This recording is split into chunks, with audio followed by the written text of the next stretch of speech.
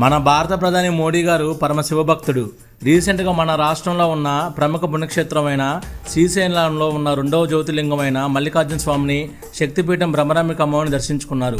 ఈ సందర్భంగా మోడీ గారు మాట్లాడుతూ, నేను మొదటి జ్యోతిర్లింగం సోమనాథ్ ఉన్న గుజరాత్ రాష్ట్రంలో పుట్టాను. ఈరోజు రెండవ జ్యోతిర్లింగమైన మల్లికార్జున స్వామిని, అలాగే మన ఛత్రపతి శివాజీ మహారాజ్కి హైందవ ధర్మ స్థాపన చేయమని ఖడ్గాన్నిచ్చిన ఆ బ్రహ్మరాంబిక దేవుని దర్శించుకోవడంతో నా జన్మ ధన్యమైంది. ఇదే మట్టిపై అహోబిలంలో మహావీర్ నరసింహస్వామి ఉన్నారు. ఇదే మట్టిపై మహానంది పుణ్యక్షేత్రంలో నందీశ్వరుడు ఉన్నారు. ఛత్రపతి శివాజీ మహారాజ్ సనాతన ధర్మ పరిరక్షణని ఇక్కడి నుండే మొదలుపెట్టారు.